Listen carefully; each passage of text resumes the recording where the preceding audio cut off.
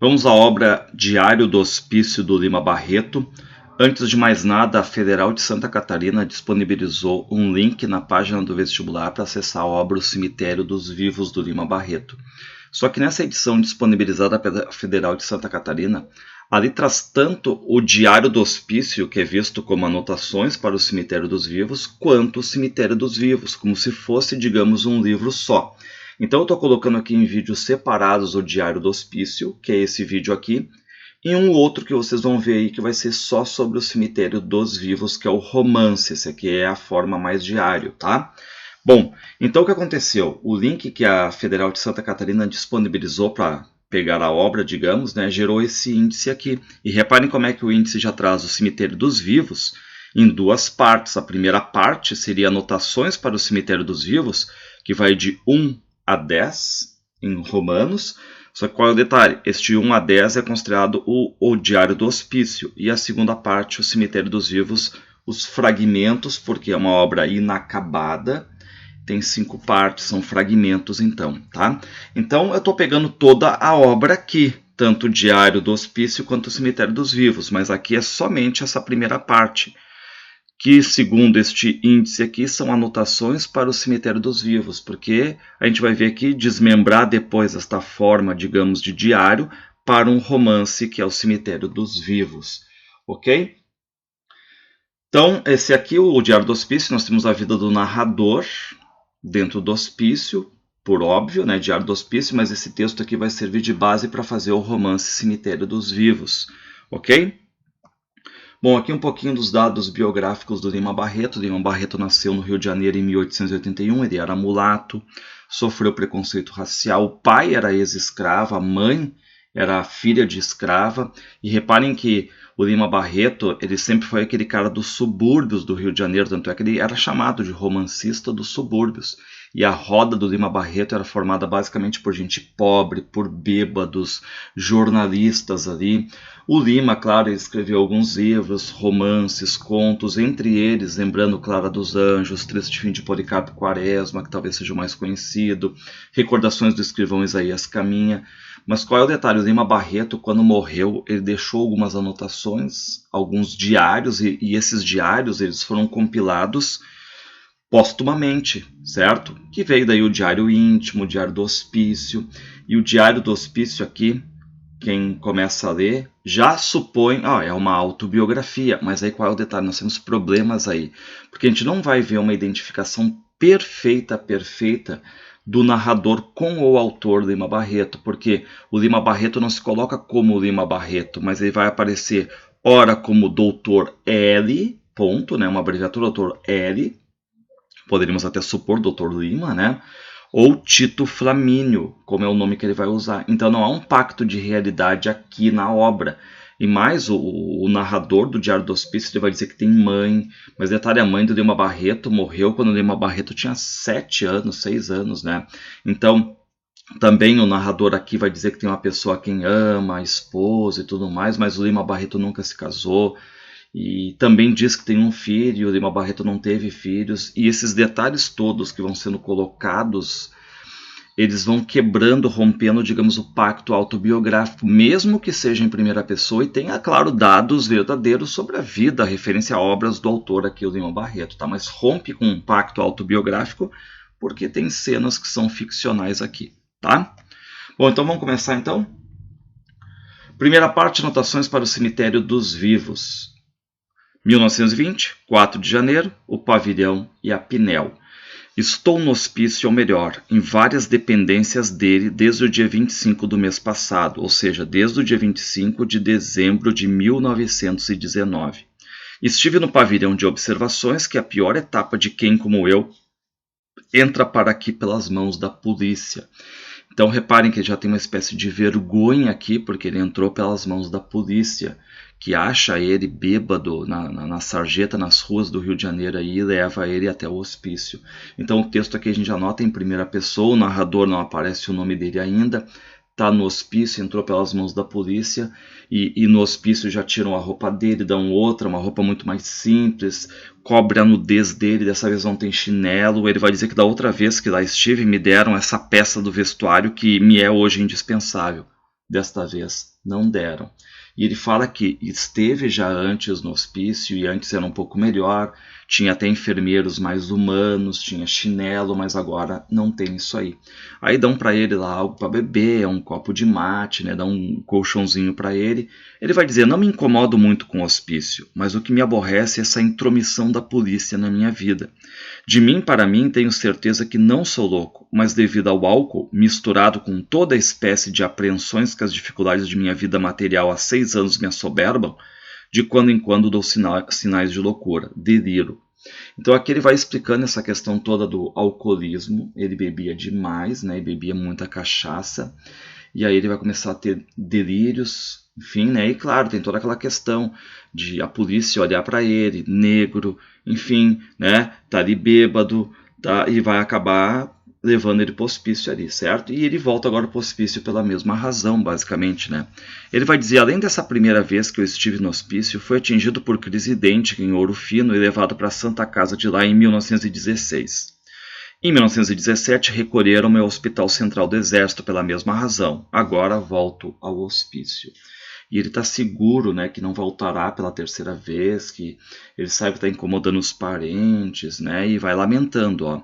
Quanto aos meus amigos, nenhum apareceu, senão o senhor Carlos Ventura e o sobrinho. E esse Carlos Ventura é um cara mais velho, foi ele quem trouxe o narrador até o hospício também, né? E aí ele fala agora do dia 24, véspera do Natal, digamos, né? Quando ele estava na rua delirando ali, ó. Passei a noite de 25 no pavilhão dormindo muito bem no hospício, pois a de 24 tinha passado em claro, errando pelos subúrbios em pleno delírio na rua. Ou seja, ele dormiu bem no hospício aqui, só que na rua tinha esses problemas de delírio. E aí o narrador vai até a presença de um médico, e esse médico diz que o narrador vai estar de volta assim, à rua em breve, né?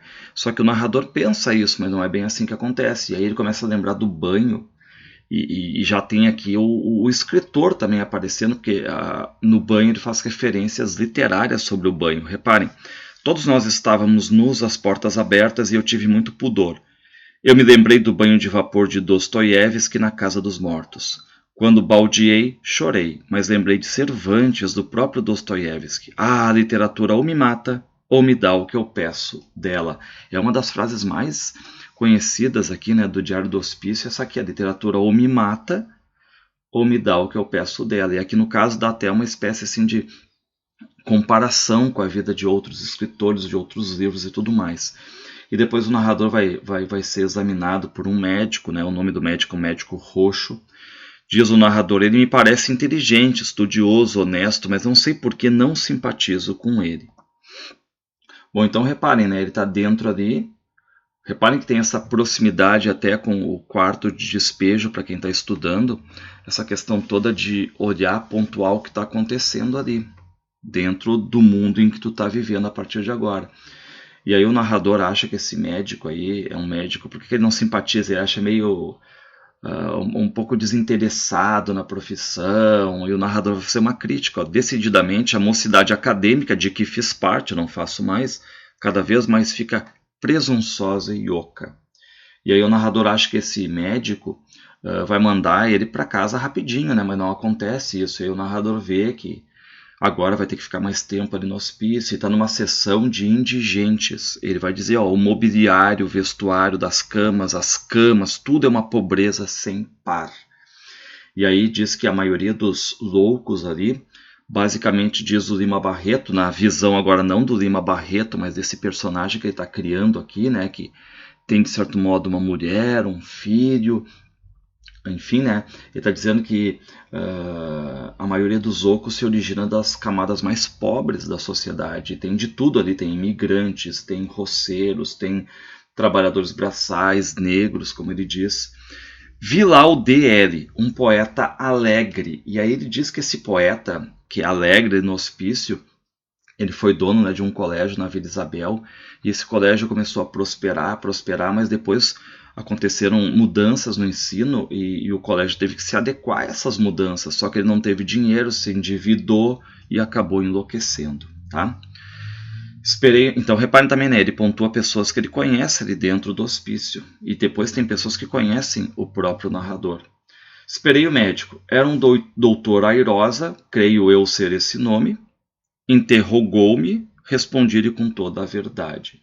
Ele diz para o narrador, né, o médico, que ali de nada vale os méritos literários que ele tem, enfim, de ser um escritor, porque se está delirando, ele está na mesma situação de todo mundo ali. Tá? Então reparem como esse narrador se confunde com a biografia do Lima Barreto, mas em alguns momentos não, porque em alguns momentos é ficcional, certo?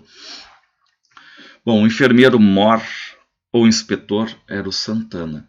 E aí esse Santana dá para o narrador uma cama numa sessão melhor a partir de agora. Dormi a noite de 26 no dormitório geral e a de 27 no quarto do estudante. 28 foi domingo. Recebi visitas do meu irmão e do Sr. Ventura. Ambos me trouxeram cigarros e o Sr. Ventura passas e figos. Então, vai recebendo agora um pouquinho de visita, né? Alguns eles fumam demais ali dentro do hospício. E na sessão Pinel, que é a de que eu estou falando, reatei conhecimento com um rapaz português. E esse rapaz português aí conheceu o narrador uns 20 anos atrás e graças a ele vai conseguindo então agora, né, refeições melhores, jornais, cigarros.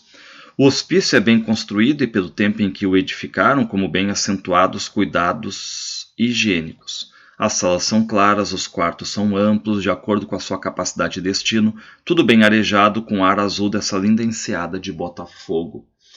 Bom, aqui uma localização então, e aí o narrador vai até o doutor Juliano, que trata bem o narrador, pergunta onde o narrador quer ficar. Disse ele que na seção Calmel, aqui nós temos nessas sessões Pinel, Calmel, não sei bem a pronúncia aqui, mas são todos eles que eram psiquiatras, enfim, né, que acabam dando nome aqui para as coisas, né. Deu ordens ao Santana e em breve lá estava eu. Paro aqui, pois me canso, tipo de escrever, né, mas não posso deixar de consignar a singular mania que tem os doidos, principalmente os de baixa extração, de andarem nus. Na Pinel, 10% assim viviam nus. Bom, aqui eu botei uma foto, então, onde era realmente, né, o hospício. Aqui o hospício de Dom Pedro, né, enseada de Botafogo.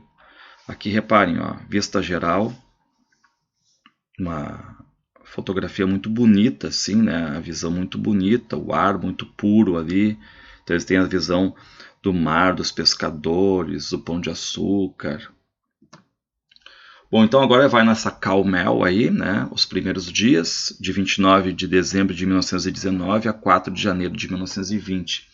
Eu entrei na seção Calmel, seção dos pensionistas, na segunda-feira, 28 de dezembro. O inspetor da seção é um velho português de perto de 60 anos que me conhece desde os 9. E esse inspetor aí conheceu o pai do narrador. E qual é o detalhe? Esse inspetor tem uma vida toda cuidando dos ocos.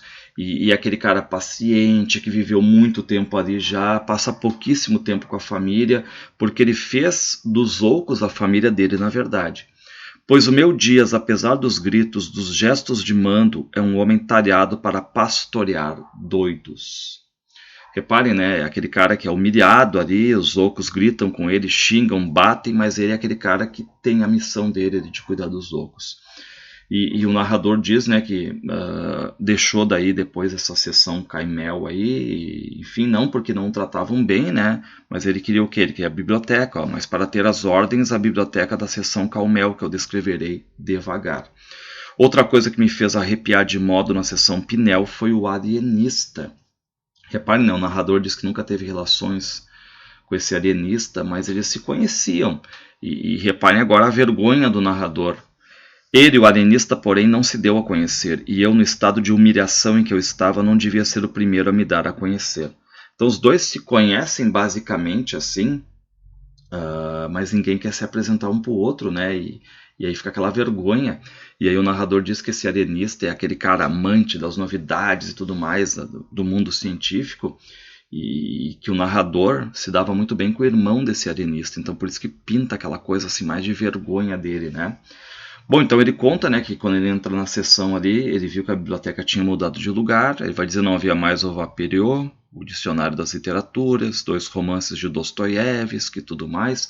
Ou seja, alguns livros ali somem, né, sei lá, que são roubados, trocados de lugar, enfim, outros surgem. E o narrador já tinha olhado isso aí, porque ele é aquele cara atento, né, quanto à biblioteca. E claro, ele vai dizer que muitos ali reconhecem ele e tudo mais, porque é aquele cara que está produzindo no jornal, né, e vão até ele. E todos me trataram com afeto e respeito, conquanto me caceteassem lendo o que eu escrevi ou lia, querendo o meu jornal, pedindo-me cigarros, não me deixando de todo sossegar e aproveitar esse descanso que o álcool e as apreensões da minha atribulada vida me dão. Então aqui detalhe nessa questão do álcool, que contrasta um pouco com a Carolina Maria de Jesus, que odiava a questão do álcool. Então, se a gente fosse colocar assim, a Carolina não seria amiga do Lima Barreto, né? Essa é a verdade, porque o Lima Barreto bebia muito, né? E a Carolina diz que os ébrios não prosperam. Tu vê que interessante, né? Ela diz que os ébrios não prosperam, e aqui é uma verdade, né? Bom, aí o Lima Barreto, o narrador, vai até o médico. É um rapaz do meu tempo e deve ter a minha idade. Conheci o estudante. Ele, porém, não me conheceu por esse tempo. Nos nossos jornalecos, troçamo-lo muito. Bom, reparem, né, que o narrador aqui conhece esse médico no tempo que ele era estudante. E nos jornais acabou folgando, ironizando ele, tá? E aí, qual é o detalhe? O médico, apesar disso, trata o narrador muito bem, sabe das consequências do alcoolismo por parte do narrador e o narrador fica feliz, né? Porque ele vê que o médico não está guardando nenhum rancor. E claro que o médico vai dar conselhos agora, né? Para o narrador parar com o álcool, parar com esse vício. E o narrador tenta, mas ele diz que é difícil, né? E aí o narrador pensa em dizer uma frase, mas ele não diz isso ao médico. Só pensa, não quero morrer, não, quero outra vida. Cá estou na seção Calmel há 8 dias. Raro é o seu hóspede com quem se pode travar uma palestra sem jogar o disparate. Ou seja, quando ele vai conversar com alguém ali, tem muita gente que grita, que ofende, claro, né? Por estar com as faculdades mentais desequilibradas ali. E o narrador, como ele gosta de conversar, vai jogar, alguém vai lá e lança um disparate, alguma coisa nesse sentido, tá? Então, o que faz o narrador? Mergulha no fumo, mergulha na leitura. Olha que interessante essa aqui, né? Essa aqui, ó, é a ficha do Lima Barreto quando ele entra em 1919 aqui. E repare, né? Diagnóstico alcoolismo. Bom, aqui a 3 é a minha bebedeira e a minha loucura. Ao pegar agora no lápis para explicar bem estas notas que vou escrevendo no hospício, cercado de delirantes. Reparem que aqui a gente vê claramente que ele está escrevendo dentro do hospício. Ele está pegando lápis, papelzinho, escrevendo os detalhes todos ali, tá? E aí o narrador se lembra de um livro, que é O Crime e a Loucura, e esse livro dizia, né, para não beber, não consumir bebidas alcoólicas, porque poderia sim levar para a loucura. Nunca cumpri e fiz mal. Muitas causas influíram para que eu viesse a beber. E uma das causas é a falta do dinheiro, mas também tem a questão da morte do pai, que era próxima, o narrador sem dinheiro para enterrar o pai, as moléstias com tratamento caro, enfim, né? Ele não ficando em nenhum lugar, sendo demitido. E assim, conheci o chopp, o uísque, as noitadas amanhecendo na casa deste ou daquele. A minha casa me aborrecia, tão triste era ela, meu pai delirava. E aí ele não gostava dos vizinhos, enfim, né? Por isso que ele voltava tarde, só que ele voltava tarde bêbado, e claro, para que ninguém o visse naquele estado. No começo havia dinheiro na bolsa de todos e o Paraty, a cachaça, entrava como mera extravagância. O forte era a cerveja. Mas bem depressa, com a fuga inexplicável do dinheiro das nossas algibeiras, a cachaça ficou sendo nosso forte. Então ele foi adequando, digamos assim, né? O álcool à condição dele financeira, não da uísque, mas da cachaça. Qual é o detalhe, né? O uísque, infelizmente nas nossas questões sociais, o uísque, cunhaque nivelam para cima e a cachaça nivela para baixo. Tudo é álcool, certo? Bom, o aparecimento do meu primeiro livro não me deu grande satisfação. Bom, reparem que ele está fazendo aqui referência ao livro Recordações do Escrivão Isaías Caminha, que foi lançado em 1909, sem receber nada, o Lima Barreto, saiu em Portugal e não recebeu direito autoral, e aí o narrador ficou com dívidas. Reparem, né? Eu esperava que no meu primeiro livro atacassem o meu livro, que me descompusessem e eu, por isso, tendo o dever de revidar, cobraria novas forças. Mas tal não se deu. Calaram-se uns e os que dele trataram o elogiaram. É inútil dizer que nada pedi. É legal ver esse trecho aqui, né? Porque o que ele pensa? Ele pensa que vão dar pau nele na crítica, vão dizer que está ruim e tudo mais, e aí ele teria novas forças para melhorar e fazer algo melhor. Mas o que aconteceu? Vieram elogios. Quer dizer, então às vezes, em alguns momentos, só elogios não é bom, certo? Então um detalhezinho interessante aqui do Lima Barreto, né? E lembrar, né, que a crítica via também no Lima Barreto, isso mais adiante, não no primeiro livro, mas mais adiante, quando o Lima Barreto começar a escrever com mais frequência, vão achar ele sempre um cara mais desleixado em relação à gramática. E numa época em que todo mundo olhava para a gramática, meu Deus do céu, aquela época mais parnasiana, né, enfim, de ornar a frase, enfeitar a frase, e que o Lima Barreto também usava muito o biografismo, ou seja, sempre colocando um personagem ressentido com o mundo, né, aquela coisa mais para baixo, né. Bom, o JM me aconselhou que escrevesse um livro e o levasse para ser publicado no Jornal do Comércio. E aí ele pega essa opinião aqui, em 2 meses ele escreve o livro, e ele vai dizer, saiu na edição da tarde e ninguém o leu. E só veio a fazer sucesso para mim inesperado quando publiquei em livro. E qual é o detalhe? Apesar de ele não dizer o título aqui, ele está fazendo referência aqui ao clássico Triste Fim de Policarpo Quaresma, que, detalhe, não fez sucesso nos folhetins, mas quando saiu no livro, em 1915, fez sucesso. E o narrador, ele acaba contando isso aí, mas sem entrar no nome das obras, basicamente. E ele vai dizer, né, apesar do Triste Fim de Policarpo Quaresma falar sobre uma sátira política, ele vai dizer que não tinha nenhuma ambição política, nem ambição assim, administrativa. Vi escapar-se por falta de habilidade, de macieza, a única coisa que me alentava na vida, o amor das letras, da glória do nome por ele só. Então parece aquele cara, o narrador aqui talhado para as letras, mas que está vendo a coisa não acontecer. Ou seja, sabe escrever, mas não sabe como conseguir alguém que edite, não sabe como conseguir dinheiro para publicar. Tinha íntima certeza de que não encontraria dinheiro com que me fosse possível editar o meu trabalho, especialmente o Gonzaga de Sá. E agora ele cita aqui, né, essa referência ao livro Morte, O Vida e Morte de M.J. Gonzaga de Sá, que saiu em 1919. Bom, o que ele vai dizer? Bebi cada vez mais e, dentre muitas aventuras, algumas humilhantes. Por que são humilhantes? Porque ele para nas delegacias de polícia e ele vai contar agora uma história, né, que um dia ele estava bêbado e ele está com um amigo dele e tudo mais, né? E aí eles foram até o bonde, só que o narrador, muito bêbado, cai. E esse amigo dele, né, o que vai dizer que já morreu, o narrador diz que esse amigo já morreu, né, levanta o narrador. E aí, de repente, veio uma rapariga preta, surgida não sei de onde, que perguntou a V, que é o amigo do narrador, né, que ele chama de V. Foi ele que me contou. A patroa manda perguntar o que tem o Dr. L. E olha só como é que aparece aqui o nome do narrador agora, Dr. L. E aí o amigo responde. O Dr. L está um pouco incomodado devido a ter se excedido um pouco na bebida, mas não é nada. A rapariga foi-se e logo após voltou. A patroa manda este remédio para o senhor fazer que o Dr. L cheire. Ela manda também que o senhor acompanhe o Dr. L até em casa com todo cuidado. E reparem, essa mulher aí trouxe um vidro de amônia e o narrador cheira aquilo ali e tudo mais, fica um pouco melhor. E o narrador não sabe depois quem foi essa boa alma, essa patroa que mandou esse remédio aí. Mas deixa os agradecimentos no livro, digamos assim, né? E o narrador também começa a dizer que não se preocupava com o corpo dele, nem com o cabelo, a barba, sem tomar banho. E a gente sabe, né, que biograficamente o Lima Barreto era assim.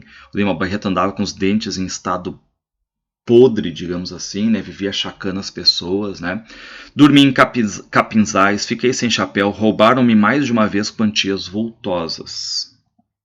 Então, o problema da bebida aí, né?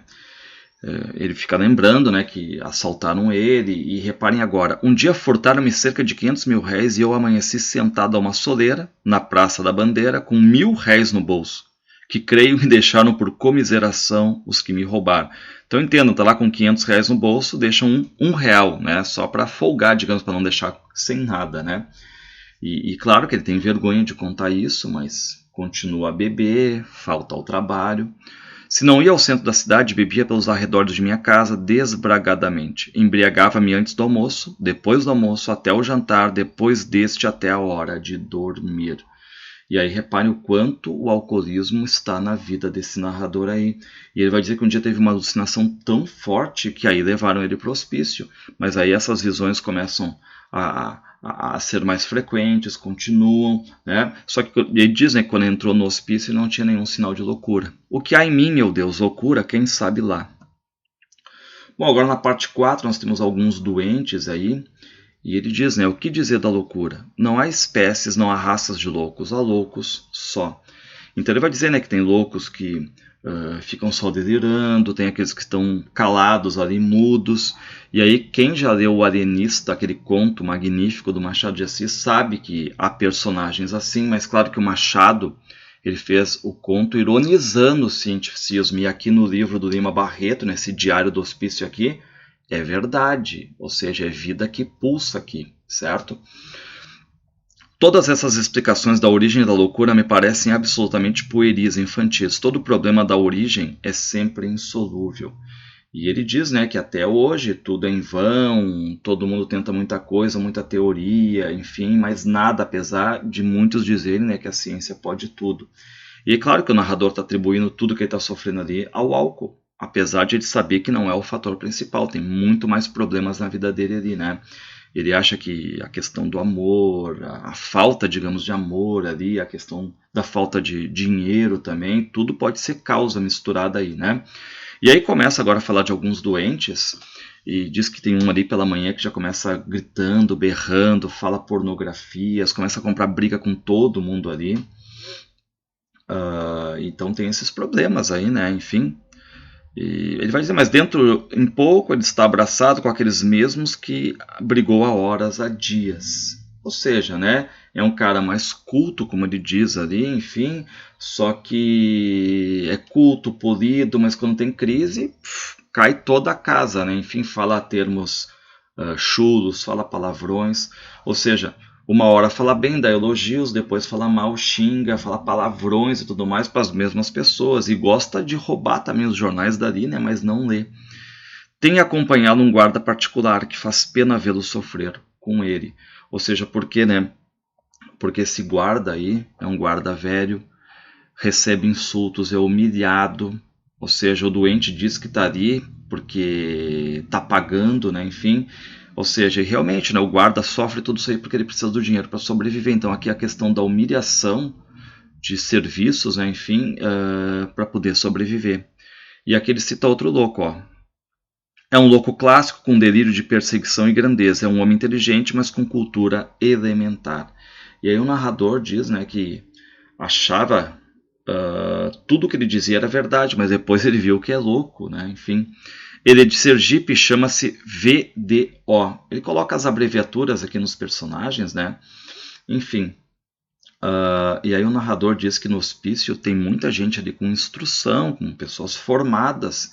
E que os formados, curiosamente, são quase todos depressivos, são aqueles mais que ficam em silêncio. Contudo, um deles, bacharel, o mais mudo de todos, na sua insânia, não se esquecera do anel simbólico e com um pedaço de arame e uma rodela de não sei o que, improvisaram um anel, que ele punha à vista de todos como se fosse uma esmeralda. Bom, aí nós temos alguns doentes também, né, que, claro, vão ter momentos de lucidez. A loucura dá intervalos. Eu vi um rapazote de 20 e poucos anos explicar a aritmética a um outro, divisibilidade, e pelo que me lembro, estava certo tudo o que ele expunha. E apesar desse rapaz ficar delirando, né, e aí ele volta agora, né, para aquele louco ali, né, que ele chama de VO e tudo mais, porque esse louco vem e reconhece o narrador e diz que precisa do narrador para fazer uns serviços da imprensa e tudo mais, né. Esse louco me explicou que vinha sendo perseguido por um complô que tinha até conseguido desmoralizá-lo pelos jornais, e agora é que ajuda do narrador, né. Só que o narrador vê que na fala dele tem muitas contradições, tem muita mentira ali, ou seja, não sabe nunca se aquilo ali é verdade ou não. E então ele fica nessa dúvida aí, né? Promete-me mundos e fundos, pijamas de seda, passeios a Petrópolis, dinheiro, a gruta de Ali Baba. Bom, aqui nos guardas e enfermeiros, ele vai dizer que eu poderia me alongar mais na descrição dos doentes que me cercam, mas agora ele muda um pouquinho, né? E também no capítulo dos guardas enfermeiros ele vai falar um pouquinho também desses loucos, pode se estender, apesar de mudar, digamos, o nome do capítulo, né?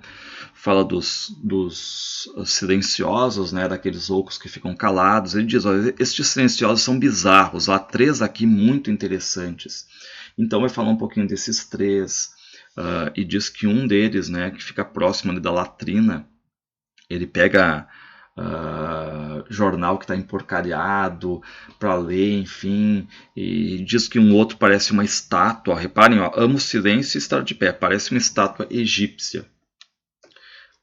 Aí ele fala, né, que o guarda, agora começa a falar dos guardas, né, o guarda tem um guarda da ronda ali, que é um cara mais calmo, e diz que tem um louco ali que chamou ele de 500 mil palavrões, e ele sempre se mantendo calmo. Então o narrador agora fala desses guardas, dos enfermeiros, que em geral são bons em geral, mas alguns não prestam, né? São os tais particulares. Estes são aqueles que os doentes abastados das primeiras classes são autorizados a trazer. Então aqui tem aquele, né, o enfermeiro extra, que quem tem dinheiro consegue trazer ali. Nem todos são assim, mas com 2 eu implico solenemente, e me fazem lembrar a insolência do Bragança do Pavilhão, que tem as costas quentes por causa da proteção que ele dispensa ao poeta épico da psiquiatria, H.R. Dizem que está acabando os timbiras do Gonçalves Dias. Aqui é interessante, né, porque o Gonçalves Dias, aquele poeta romântico, ele escreveu os timbiras, mas ele pretendia fazer um poema com 16 cantos, só que ele só conseguiu fazer 4, porque o resto ficou perdido, né, quando o poeta naufragou e morreu. E aqui parece que alguém aqui tem um poeta aqui que está tentando continuar o trabalho do Gonçalves Dias. Bom, então ele fala desses enfermeiros mais insuportáveis que tem ali. Fala também de um português que acaba dizendo que namorava muitas enfermeiras, era o namorador dali, né? E aí o narrador pergunta, né? Por que você não continuou o namoro com F? Só podia ser por carta. O que tinha? Não gosto. O namoro só serve quando se pode beijar e apertar os peitinhos. E aí ele faz um comentário, né? Achando que esse louco aí já vai entrar num processo de estupro ou defloramento, né? Os guardas em geral, principalmente os do pavilhão e da seção dos pobres, têm os loucos na conta de sujeitos sem nenhum direito a um tratamento respeitoso, seres inferiores com os quais eles podem tratar e fazer o que quiserem. Aqui uma espécie de abuso de autoridade, né, que o narrador acaba dizendo. E aí ele vai contar um ato bruto, um ato de estupidez ali, diz que tem um guarda jovem que acha ali que é tipo dono do narrador. E aí um dia, né, o narrador tá deitado no dormitório e esse guarda vem e fala, né? Quem é aí o Tito Flamínio? O narrador diz, sou eu, apressei-me. O seu S.A. manda dizer que você e sua cama vão para o quarto do doutor Q. Ou seja, já vem com essa atitude, né, de imposição aqui. E não sei se vocês perceberam, mas agora ele não é chamado de doutor L, o narrador, mas de Tito Flamínio. Antes era o doutor L. Né? E esse doutor Q, que é um estudante ali que vivia no hospital, tá meio que paralítico, e aí o narrador vai ter que agora mudar e tem que carregar a cama, e detalhe, ninguém ajuda ali. Ou seja, tá ali dentro, sem eira nem beira, essa é a verdade, né? O narrador. Bom, que ele diz, no hospício das 2 vezes em que lá estive, nunca me fizeram executar qualquer serviço, mas se quisessem fazer, eu me prestaria, desde que ele estivesse de acordo com as minhas forças e os meus hábitos anteriores. Então, o narrador se queixa ter que fazer tarefa pesada, porque eu digo com franqueza, 100 anos que viva eu, nunca poderá apagar-me da minha memória essas humilhações que eu sofri. E aí o narrador começa a fazer esse balanço da vida dele, vê que é um cara instruído, educado, honesto, tem inteligência, tá? Só que a sorte não está andando com ele. Mas eu e a sorte e eu, nos juntamos de tal sorte, nos irmanamos que venha passar por transes desses. Desde a minha entrada na escola politécnica, que venho caindo de sonho em sonho, e agora que estou com quase 40 anos, embora a glória me tenha dado beijos furtivos, eu sinto que a vida não tem mais sabor para mim. E é legal, né, porque ele entrou na escola politécnica, depois ele vai acabar abandonando qualquer questão de curso superior, mas ele vai dizer, né, embora a Glória tenha me dado beijos furtivos, ou seja, alguns lapsos de genialidade, alguns livros que tiveram boa aceitação pela crítica, ele não conseguiu manter essa carreira, digamos, né, tão mais certinha como, por exemplo, o Machado de Assis teve ali. E o Lima Barreto sempre teve essa obra meio torta, digamos assim, né, alguns romances meio mal acabados, digamos. Só que ele vai dizer, né, apesar disso ele quer viver, ele só queria uma vida de paz, né, até medíocre que seja, né, como a de muitos ali. Esta passagem várias vezes no hospício e outros hospitais deu-me não sei que dolorosa angústia de viver, ou seja, ele vai perdendo um pouco o gosto aqui, né. Ele diz, né, que ganha uma migalha de aposentadoria ali e vai falar agora da escrita dele. A minha pena, a minha escrita só pode me dar dinheiro escrevendo banalidades para revistas de segunda ordem. Eu me envergonho e me aborreço de empregar na minha idade a minha inteligência em tais futilidades. Não amei nunca nem mesmo minha mulher que é morta e pelo qual não tenho amor, mas remorso de não tê-la compreendido. Ou seja, ele não compreendeu a mulher aqui, que está morta, segundo ele, mas reparem, Lima Barreto nunca se casou. Então aqui nós temos uma mistura de biografia com ficcional, porque insere traços biográficos, como a gente sabe, a vida do Lima Barreto, exatamente, os livros e tudo mais, mas também não biográficos. Ah, meu Deus, ontem matou-se um doente enforcando-se. Escrevi nas minhas notas. Suicidou-se no pavilhão doente. O dia está lindo. Se voltar a terceira vez aqui, farei o mesmo. Queira Deus que seja o dia tão belo como o de hoje. Reparem que no quarto despejo também tem essa questão da Carolina, né?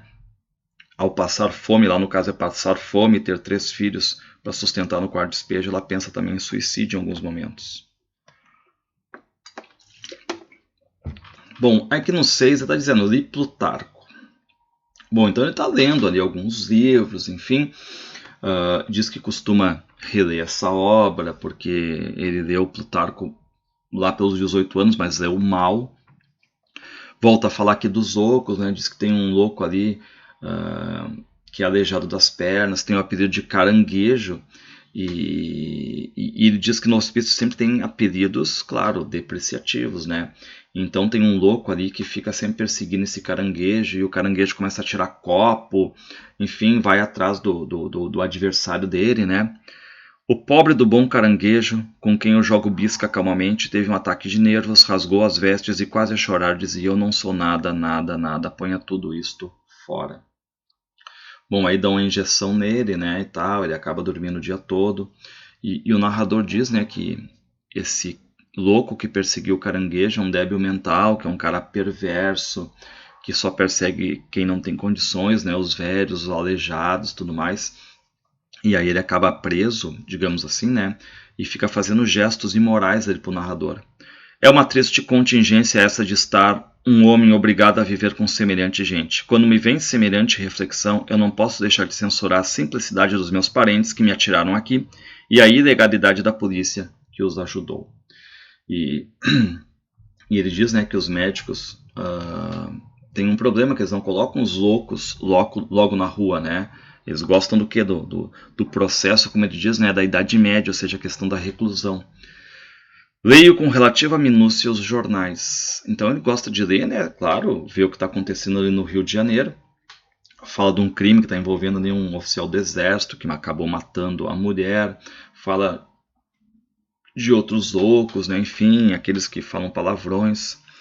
É geral nos doentes essa necessidade de pornografia e de terminologia escatológica. Então ele fala isso aí, né? É geral falar, os loucos falarem palavrões e pornografias. Haverá contágio na loucura? Então ele fica ali, né, fazendo essas especulações agora. E ele fala, né, da questão da imitação. Ele diz aqui,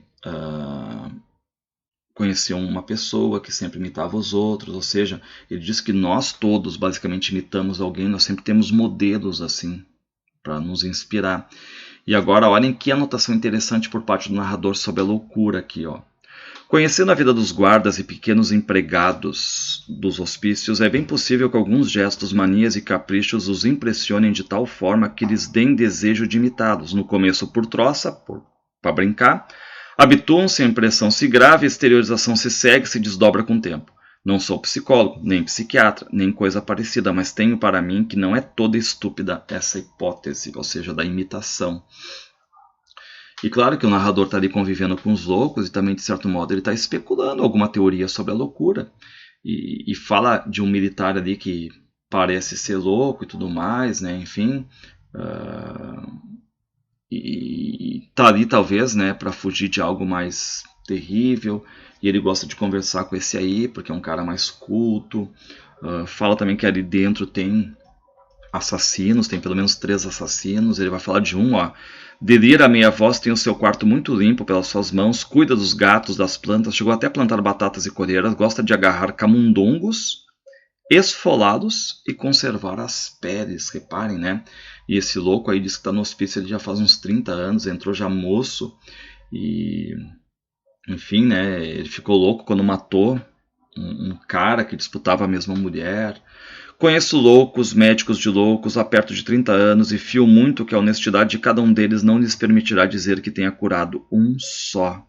Repare, né? Então, como ele vê uma pessoa que estaria há 30 anos já no hospício, ele diz, então não há cura.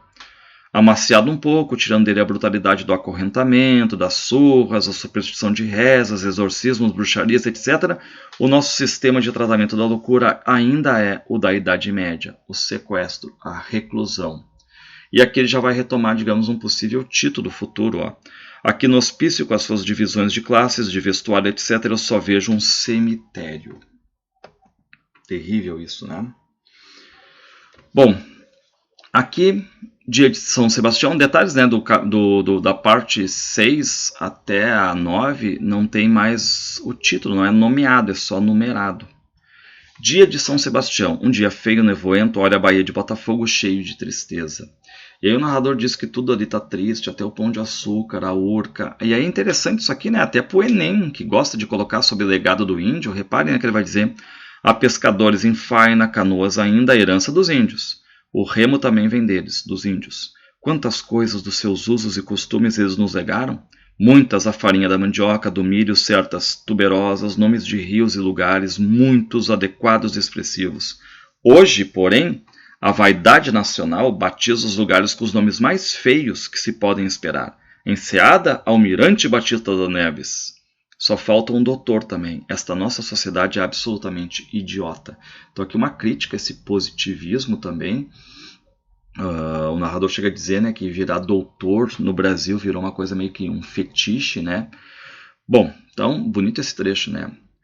Bom, então lembrando que ele está sempre entediado, ele vai dizer, tenho orgulho de me ter esforçado muito para realizar o meu ideal, mas me aborrece não ter sabido concomitantemente arranjar dinheiro ou posições rendosas que me fizessem respeitar.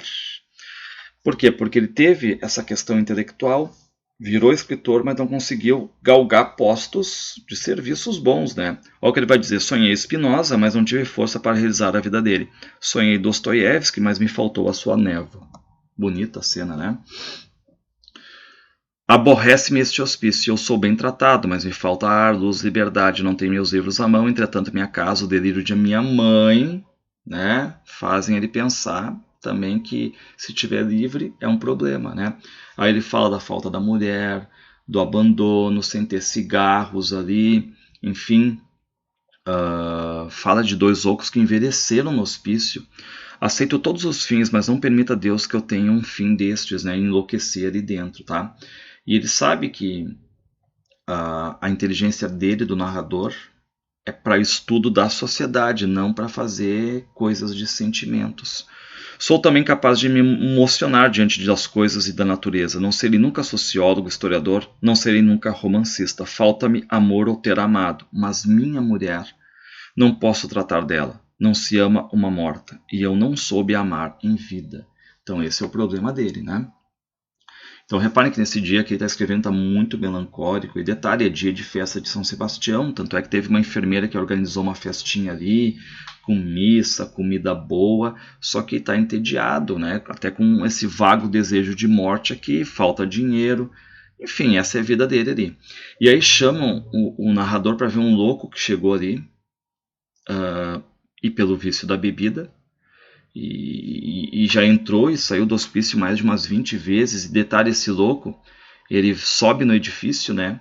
E olha só, em chegando ao alto, começou a destelhar o edifício e a tirar telhas em todas as direções. Tá revoltado ali, né? E ele vai jogando telha em tudo quanto é lugar, a cidade toda tá vendo ali, né? Num dado momento, tirou o paletó. Ficou seminu, estava sem camisa, atirava telhas e berrava. Alguém de onde nós estávamos, um tanto próximo dele, gritou-lhe: atira para aqui! Não, entre nós não, vocês são uns infelizes como eu. E ele continuou a tirar pedra nos automóveis, né? E os bombeiros fingiram que iam estender mangueira e obrigá-lo a descer com jatos de água. E aí os bombeiros conseguem chegar, né, nesse louco, amarrar o louco. O VO fez esta recriminação que eu vi. Vê Vossa Excelência isso numa casa desta. Que escândalo! Este VO não sai mais daqui. Cada dia torna mais completo o seu depoimento de doido. Bom, o narrador diz, né, que depois vai falar um pouquinho mais desse VO, que ele diz que é uma figura interessante e tudo mais, né. Bom, o hospício tem uma biblioteca, tinha uma porção de livros, até um Dostoiévski lá havia. Reparem como ele tem essa aproximação com Dostoiévski aqui. E diz que tem uns livros ali que ele queria ler, mas acabou não lendo. Foi aí que se me ofereceu pela primeira vez o ensejo, o desejo de ler uma carta de Heloísa e a biografia de Abelardo, por Lewis, o célebre biógrafo de Goethe e amante não menos célebre de George Eliot. Bom, a biblioteca, então, né, ela é muito bonita ali, porque ela é uma vista para a enseada, se via Niterói ali, se viam os navios. Ele vai até dizer, ó, ele lembra que viu entrar barra dentro um grande 4 mastros à vela. A minha literatura começou por Júlio Verne, cuja obra li toda. Então reparem que ele gostou muito do Júlio Verne, só que, claro, ele não gostava dos trechos inverossímeis, segundo ele, né? Enfim, mas gostou muito, né, das 20.000 léguas submarinas. Entretanto, nestes últimos 10 anos, rara vez eu vinha ver o mar. Vivia numa cidade marítima, sem ir vê-lo nem contemplá-lo. Atolava-me na bebida, no desgosto e na apreensão. E aí pensando sempre em se matar, mas ele vai dizer que não tem forças para isso. Comprava livros e não os lia, planejava estudos e não os fazia, delineava obras e não as realizava. Então aqui, trocava tudo isso pela cachaça. Neste momento apareceu o VO, que veio me dizer que não lhe davam a sua roupa fina. E aí o narrador vai até a biblioteca, enfim, fica lendo Plutarco de novo. Infelizmente não tem um quarto para mim só, nem com outro companheiro. Habito com mais 19 companheiros um salão amplo, com 3 janelas para frente da rua, olhando para o mar. Quer dizer, o pano de fundo é muito lindo aqui, né? Um tal Gastão, que já foi do meu dormitório, é um rapazola dos seus 18 anos que tem uns ataques de forma epilética. Reparem como ele vai citando muitos e muitos personagens, né? Aí ele fala de um tal personagem que é o tal gato, que tem uma mania de grandeza, que gosta de furtar as coisas, já roubou até um lápis do narrador. A sua mania de descomposturas lhe tem valido muitas sovas, tem apanhado bastante, tanto é que tem um cara ali, que é o Borges, né, o B que ele vai chamar. Ele é ofendido pelo gato e o Borges bate muito nesse gato. O gato, o Marquês de Gato, insultou o Borges de negro, vagabundo e ladrão. O Borges não teve dúvidas e intimou ameaçadoramente. Repete se você é gente, seu este, seu aquele. E este VDO aí apanha muito. Vamos para o 9, já estamos encerrando aqui. Na minha convivência, ou melhor, nas minhas convivências com loucos, 2 ou 3 eu vi chorar. E aí o narrador então vai para a biblioteca ler, por causa de um companheiro de quarto, que o narrador está tentando evitar contato, né? Para me livrar dele e fugir para a biblioteca. Bom, aí chega um fiscal do governo e muitos, claro, do hospício começam a fazer reclamações, vão escrevendo cartas, enfim, até o narrador escreve uma carta ali, tá? VO fez um discurso e deu representações, cartas que eu tinha corrigido e mesmo escrito. Aí o fiscal sai, mas qual é a ironia, né? Quando o fiscal saiu, deu por falta de sua bengala com castão de ouro, ou seja, roubaram ali no hospício, claro, né? Bom, reparem que do capítulo 1 ao 9, há mais de 70 personagens aqui, basicamente todos, exceção o narrador aqui, são muito simplificados na análise, tá? E agora a gente vai para a última parte, que é o 10, que é sem data, que agora são notas realizadas no hospício que vão ser desmembradas depois para fazer o livro, né, para fazer delas o texto. Então o que ele fazia, né, o Lima Barreto? Ele pontuava. Reparem que são só apontamentos para depois eu pegar esse apontamento e desmembrar esse apontamento num trecho mais trabalhado, né? Enfim, botando coesão, coerência agora. Ó. Reparem, cigarro, insistência em pedir, negar, arrependimento, o caso do velho, remorso, dei o cigarro muito depois de tê-lo negado. Então aqui, o que ele está sembrando, né? Pô, isso aqui é legal para fazer exatamente alguma coisa depois. Um maluco vendo-me passar com um livro debaixo do braço quando eu ia para o refeitório disse, isso aqui está virando colégio. Bom, vou falar sobre isso aqui também, né? Penso em Lima Barreto, bom para escrever. Dia 16 de janeiro de 20, suicidou-se no pavilhão um doente. O dia está lindo, se voltar a terceira vez aqui farei o mesmo. Queira Deus que seja um dia bonito como o de hoje. Então aquela questão que já foi colocada lá na parte 4, por exemplo, né? Revolta das mulheres por causa da comida, loucas e enfermeiras, diferença entre a reclamação delas e a dos homens, que foi anteriormente. Conversa de loucos, dificuldade de reproduzir e o delírio também. Que mais? CB jogando xadrez vai muito bem, de repente vem o delírio e complica tudo. Então essas mudanças drásticas aqui. B quase preto, o terror da enfermaria, a briga dele com o gato, o caranguejo. Falar desse tipo curioso de maníaco. O B aqui é o Borges, ele vai desenvolver. Haverá contágio na loucura? Creio que sim, também já desmembrou isso. Ambiência do hospital, a imitação como própria a natureza da nossa inteligência. Notar P imita dois loucos, também já foi desmembrado isso aí. DE, veio o corpo de bombeiros com uma escada para atirá-lo de cima do telhado. Ele partiu as telhas e pôs-se a atirá-las em cima do povo que assistiu o espetáculo lá da rua. Juliano Tito César Flamínio, que vai ser o nome do narrador aqui. Não vai usar Lima Barreto, lembrando. Visita do Procurador da República, Olinto Braga, agitação, reclamação dos malucos, inspeção das camas, etc. Furtaram da sala do diretor a bengala do procurador. Diz Plutarco que, mais do que outra qualquer divindade, Vênus tem horror à violência e à guerra. Eu não sei morrer. O diretor proibiu a entrada dos jornais. Os jornais foram proibidos, mas todos tinham jornais, entre eles o FP e o tal engenheiro CP. O Torres matava camundongos, pelava-os, estripava-os para dar aos gatos a fim de que não tivessem trabalho de fazer isto. Ou seja, são mais de 90 notas nesse capítulo X aqui, né, o 10, e a maioria sobre tipos que estão ali no hospício, mais de 50 personagens citados que vão ser desenvolvidos depois aí nas notas 1 a 9, certo? Então isso aqui, só lembrando, então, né, que essa parte toda aqui, o Diário do Hospício, a gente tem um narrador dentro do hospício. É um texto que vai servir de base para fazer o Cemitério dos Vivos. Só que qual é o detalhe? Aqui o Lima Barreto, ele se coloca em primeira pessoa, mas não é o Lima Barreto. É o Dr. L. ou o Tito Flamínio. Questões que são diferentes da vida dele, por exemplo, ele cita que teve uma mulher que morreu e o Lima Barreto nunca se casou, que tem um filho, o Lima Barreto não teve filhos. Tá? Então, rompe com o pacto autobiográfico. Mas nós temos aqui a questão toda da realidade de dentro do que a gente chama do hospício.